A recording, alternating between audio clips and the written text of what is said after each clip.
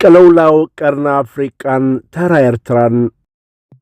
ተራ ኤርትራ አብዘባው ምረጋ ዕጡቃት ጉጅለታ ታብቅርና አፍሪቃ ቀንዲ ዕጡቃት ተዋሳእቲ ሱዳን ብኸመይ ትቕየራላ ምስንጣቕ ሓይልታትን ስጋት ዶባትን ዝበታትን ዘሎ ዳዕሚ ሰሪዕ እንታይ ክወልድ እዩ?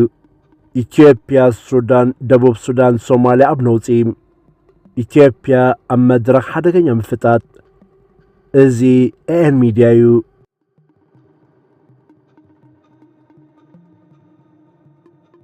ሰላም ክቡራት ተኸታተልትና ናብ ዝቁጠባዊ ፖለቲካውን ጂኦፖለቲካዊ ምንቅስቓሳት ቀርና ኣፍሪቃ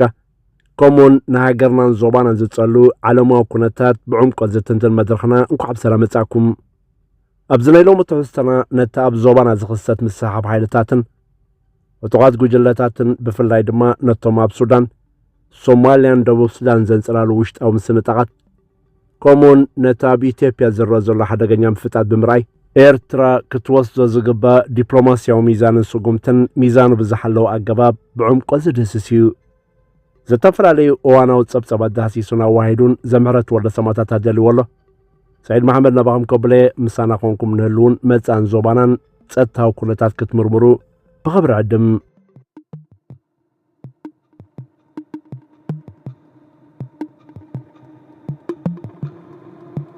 ኣብቲ ንፖለቲካዊ ዓመፅ ቀርና ኣፍሪቃ መልክዕ ዝውስን ዘሎ ዕጥቃውን ፖለቲካውን ኩነታት ብዙሓት ዕጡቃት ጉጅለታት ከም ተዋሳእቲ ይዳለዎም። ኣብ ዞባ ሱዳን፣ ደቡብ ሱዳን፣ ሶማልያን ኢትዮጵያን ክብለጠቕን ዝብል ግን ምዕረፍ እተሳእኑ ግጭታት ይሕልፍ ኣለዋ። ኣብ ሱዳን እቶም ቀንዲ ተዋጋእቲ ሓይልታት ሰራዊት ምክልኻል ሱዳን ተባሂሉ ዝጽዋዕ ነቲ ሃገር ዝመርሕ ዘሎ ከም ቀንዲ ሃገራዊ ሰራዊት ሃገር ዝፍለጥን እቲ ኣንጻሩ ዝዋጋእ ዘሎ ሓይልታት ዳዕሚ ሰሪዕን እዮም። እቲ ናይ ስልጣን ቁርቁስ መበገሲ እዩ ዝመስል ግን ብውሽጡ ብዙሕ ዘተሓላለኸ ጉዳያት ዘለዎ ቃልሶም ሰፊሕ ዓመፅን ዘይምርጋን ዘሰዓበ ኮይኑ ዝተፈላለዩ ዕጡቃት ጉጅለታት ምልሻታትን እውን ናብቲ ግጭት ስሒቡ የትዩ። እቲ ኣብ ሱዳን ዝካየድ ዘሎ ውግእ ግን ብኸቢድ ደረጃ ይቕየራሎም። እቲ ኣንጻር ወግዓዊ ሰራዊት ሱዳን ዝዋጋእ ዘሎ ዝዓበየ ዕጡቕ ጉጅለ ዳዕሚ ሰሪዕ ካብ ውሽጡ ክሳናጠቕን ክፋራኸሽን ይጅምራሎም። እቲ ውሽጣዊ ክርፍስን ምጥልላምን ምግልዳዕን ናይቶም ቀንዲ ኣዘዝትን ናይቲ ጉጅለን ድማ ነቲ ጉጅለ ይኹን ንኹነታት ሱዳን ሓድሽ መልክዕ ትሕዞም ከም ዘሎ እቲ ኣብ መላእ ዓለም ንዝኽሰቱ ግጭታትን ተቃውሞታትን ብምትኳር እዋናዊ ሓበሬታታትን ትንተናታትን ዘቕርብ ኣክለድ ዝተባህለ ዓለም ለኻዊ ትካል ዘቕረቦ ትንተና ብስፍሓት የቕርብ። እቲ ቀዳማይ ምኽንያት ነቶም ኣብ ትሕቲ ዳዕሚ ሰሪዕ ኮይኖም ከዓዩ ዝጸንሑ ጉጅለታት ጠሚሩ ሒዝዎም ዝጸንሐ ገንዘብ ይነጽፍ ምህላው እዩ። ዳዕሚ ሰሪዕ በቲ ልሙድ ኣገባብ ኣብ ሓደ ብጽኑዕ ዕላማን መትከላትን ተጠርነፈ ሰራዊት ኣይኮነን፣ እኩብ ጭፍራ ዕጡቃት ጉጅለታት እዩ። እዞም ጉጅለታትን ምልሻታትን ኣብ ስምምዕነታዊ ናይ ጥቕሚ ወይ ከዓ ናይ እንካን ሃባን ኪዳን ዝተመርኮሰ ርክብ ይጸኒሕዎም።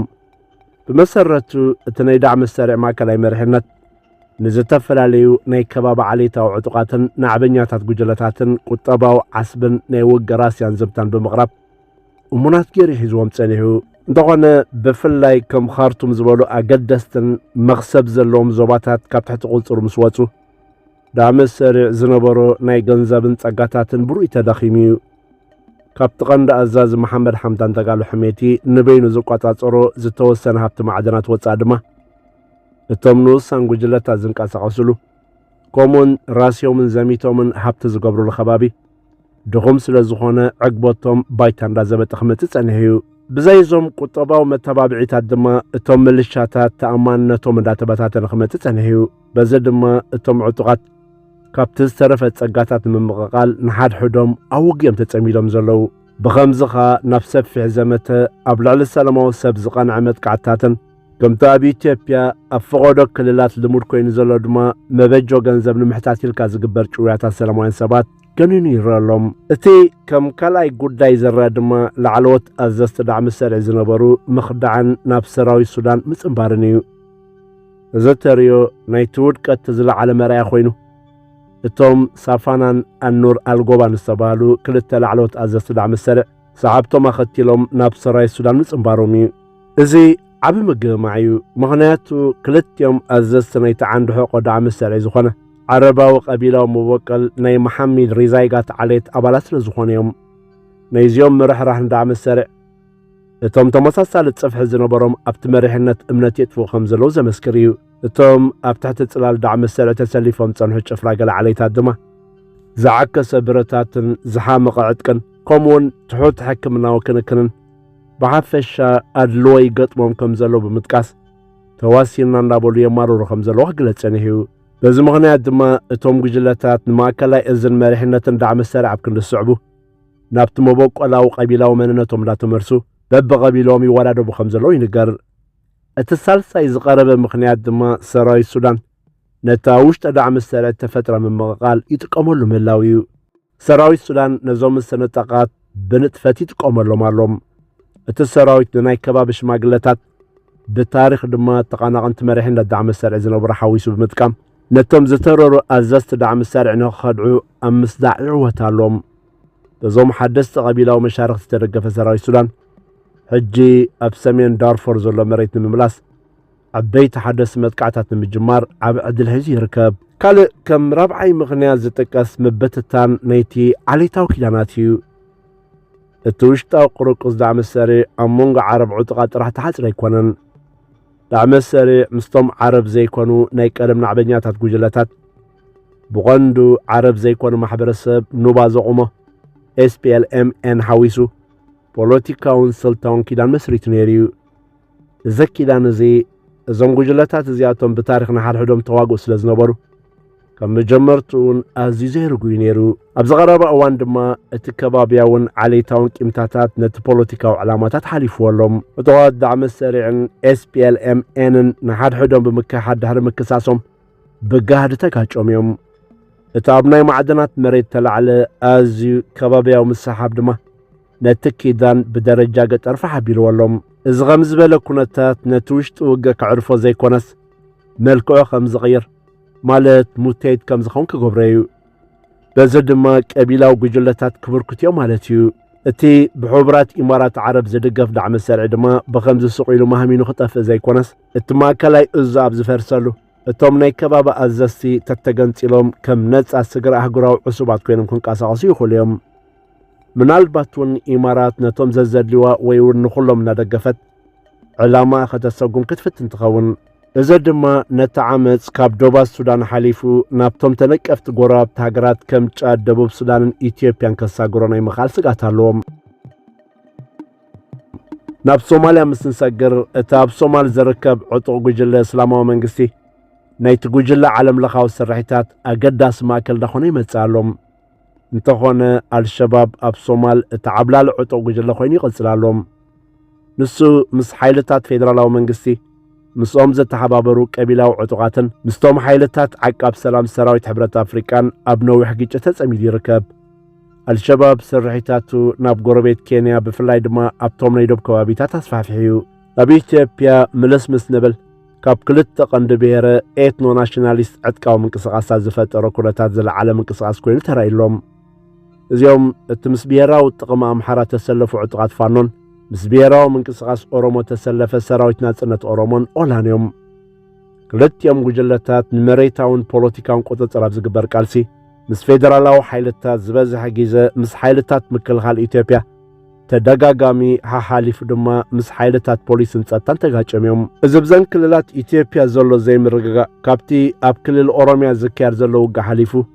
ناب تساغار بحري زلوم الفيدرالو منقس زلو قطباو عقمي بسنكو كيناتن مقراصني وصا حجازاتن بخبي تداخيمي اتسراويت مكل خالون ابو زحات جنبارات امحارا اوروميا تግራይ ተማቂሉ ስለዘሎ ሓደ ወሳነ ስልታው ስጉም ተወሰድ عقمي حاصرلهم እዚ ኩነታት እዚ ንመጻነይቲ ዞባ ናብ ሓደስተ ዓበይቲ ውጋት ከምርሕ ዝኸል ቀጻሊ ስጋት ፈጢሩሎም እቲ ከም መጀመር ተኽልተ 2026 ሒዙ ብፍላይ ኣሞንጎ ህዝባዊ ወያነ ሓርነት ትግራይ ህወሓትን መንግስቲ ኢትዮጵያን ዘለዎ ጥሪ እንዳገረደ መጺሎም እዚ ድማ ኣሞንጎ ብህወሓት ዝምራሕ ሓይልታት ምክልኻል ትግራይን ሓይልታት መንግስትን ኣብቶም ኣብ ትግራይ ዘለው ኣሰሓብቲ ዞባታትን ኣብ ዶባት ክልል ትግራይን ኣምሓራን حالفنا بزغسات عتقاو ግጭታት ከምረጽ እንህዩ እትቀንድ ጠንቅ ናይ ዝሕጂ ኣሞንጎ ህወሓትን መንግስትን ዘሎ ወጥሪ ንተግባር ውዕል ፕሪቶሪያ ብዝቀርብ ክሳሲዩ الدحر سممع بريتوريا تفجير زنبره بتزامادي زحاش هواهو حج نافرس يركب التغاندنا يمسحب نتبي التوم قدم 2020 بحقاو ملك اب تحت كلل تግራይ ዝነበሩ ኣብ እዋን ኩናት ግን በኃይለታት ኣምሓራን ፌደራልን ተታሕዙ መሬታት ወልቃይት ጸገዴ ሑመራን ራያን እዮም ህወሓት ነዞም መሬታት ብመሰረት ቋም ሃገርን ውዕል ሰላምን ክምለስሉ እቶም ካብ ተፈናቀሉ ድማ ናብ ቦቶም ክምለስ ክጽውዑን ከሎ እቶም ሓይለታት ፋኖ ተሰለፉ ናይ ኣምሓራ ተጣባቕቲ ግን ነዚ ከም ቀይሕ መስመር ይሪእዎም እቲ ፌደራላዊ መንግስቲ ነዚ ከተግብር ኣይከኣለን ንሓይለታት ኣምሓራ ብሙሉእ ሓይሊ ክቆጻጸሮም ኣይከኣለን እቲ ኣብ ዝሓለፈ ኣዋርሕ መንግስትነት ትግራይ በኃይሉ ዝመንዝዕ ህወሓት ድማ ውዒሉ ሓዲሩ ነዞም ቦታታት ቡኪናት ክመልሶም ምዃኑ ይኸጠንቀቕ ጸኒሑ እዚ ድማ ነቲ ኣፋፍ ዘሎ ኩነታት ሃገር ናብ ሓደገኛ ምብትታን ከምርሓ እዩ ዝብል ስክፍታ ፈጢሩሎም በተመሳሳሊ ኣብ ደቡብ ሱዳን እውን ኣብ ሞንጎ ፕሬዚደንት ሳልቫኪርን ቀዳማይ ምክትል ፕሬዚደንት ሬክ ማሻርን ዘሎ ፖለቲካዊ ወጥሪ ከም መጀመርታ 2025 ኣትሒዙ ናብ ሓድሽ ዕጥቃዊ ግጭት ተለዊጡሎም ሓይልታት ምክልኻል ህዝቢ ደቡብ ሱዳን ተባህለ ናይ ደቡብ ሱዳን ወታደራዊ ሓይሊ ምስቲ ብማሻር ዝመራሕ ምንቅስቓስ ሓርነት ህዝቢ ሱዳን ኣብ ተቃውሞ ምስቲ ብብዝሒ ኒውየር ዝኾነ ጻዕዳ ሰራዊት ዋይት ኣርሚ ተባሂሉ ዝእመን ምስ SPLM ኣይኦ ልሕሉሕ ምዝነት ዘለዎ ዕጡቕ ጉጅለ ይዋጋሎም ኣብ ከም ዝበለ ተነቃፊ ዞባው ሃዋሁ እምበር ኤርትራ ከም ሓንቲ ጽንዕቲ ማእከላይ ጂኦፖለቲካዊ ቦታ ዘለዋ ሃገር መጠን ክህልዋ ዝግባእ ተራን ክትወዞም ዘለዋ ስትራቴጂያዊ ስጉምታትን ወሳኒ ምዃኑ ብብዙሓት ይእመን ኤርትራ ነዛብ ጎራብቲ ሃገራት ዝኽሰት ዘሎ ቁልውላትን ምስንጣቕ ዕጡቓትን ከብ ዝበለ ጥንቃቐ ትከታተሎን ንጥቕማ ክትቕይሮን ይግባእ እቲ ካብ ሱዳን ምስ መበተታን ዳዕሚ ሰሪዕ ክሰግር ዝኽእል ሓደጋ ነፃ ዕጡቓት ጉጅለታትን እታ ውሽጢ ኢትዮጵያ ብፍላይ ኣብ ትግራይን ኣምሓራን ዘሎ ምፍጣጥን ንዶባት ኤርትራ ቀጥታዊ ስጋት እዩ እታ ሞንጎ ሓይልታት ኣምሓራን ፌደራላዊ መንግስትን ዘሎ ምስሓብ ብጥንቃቐ ክትሕዞ ምስቶም ኣብ ኢትዮጵያ ዘለው ዝተፈላለዩ ተዋሳእቲ ዘለዋ ርክብ ብዲፕሎማስያዊ ሚዛን ክትመርሖ ኣገዳሲ ምዃኑ ዞባው ትንትንቲ የገንዝቡ ኣብ ሱዳን እውን እቲ ሕጂ ዝፍጠር ዘሎ ናይ መሪሕነት ባዶነት ንምምላእ ኤርትራ ምስ ወግዓዊ ሰራዊት ምክልኻል ሱዳን ዘለዋ ስትራቴጂያዊ ምሕዝነት ብምጽናዕ ንዞባው ምርግጋእ ክትሰርሕ ኣገዳሲ እዩ ኣብ ኩሉ ዞባው ምስሓባት ድማ ንሰላማዊ ዘተ ከም ቀንዲ መሳርሒ ክጥቀመሉ ይግባእ እቲ ክቢሉ ተጠቕሰ ከም መወከስ ተጠቀምናሉ ትንታነ ኣክለድ ከም ዘመልክቶ ሓይልታት ዳዕሚ ሰሪዕ ብናይ ወፃኢ ዓበይቲ ሃገራት ከም ኢማራት ይድገፍለው እዚ ምትእታው ሓይልታት ወፃኢ ንናጽነትን ልኡላውነትን ቀርኒ ኣፍሪቃ ዝዳፋዩ ኤርትራ ቀርኒ ኣፍሪቃ ናይ ወፃኢ ሓይልታት መጋደሊ ባይታ ከይከውን ዞባው ጥርናፈን ነፃ ውሳነን ክህሉ ክትጽውዕ ጸኒሓ ነዚ ድማ ምስተነ ዝድግፍ ሃገራት ሓቢራ ክትደፍኣሉ መሰረታዊ እዩ ምኽንያቱ ሽግራት እዚ ዞባ ዝያዳ ብምትእታው ሓይልታት ወፃኢ ዝያዳ ዝተሓላለኽ ዘሎም ብሓፈሹ ክረአን ከሎ ቀርኒ ኣፍሪቃ ኣብ ሓደ ኣዝዩ ሓደገኛ ታሪኻዊ መድረኽ ይርከብ እቲ ኣብ ሱዳን ዝረአ ዘሎ ናይ ቁጠባ ምንጻፍን ምስንጣቅ ኪዳናትን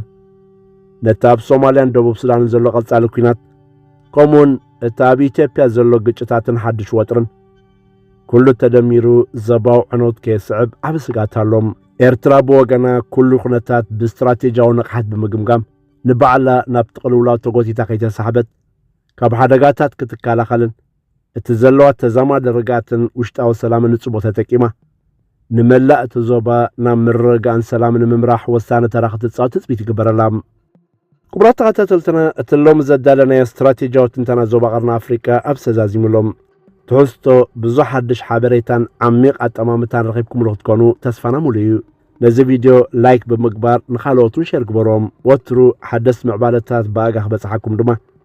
ንቻነልና ሰብስክራይብ ብምግባር ኣባል ስድራ ቤትና ኩኑ ርእይቶታትኩምን ኣካፍሉ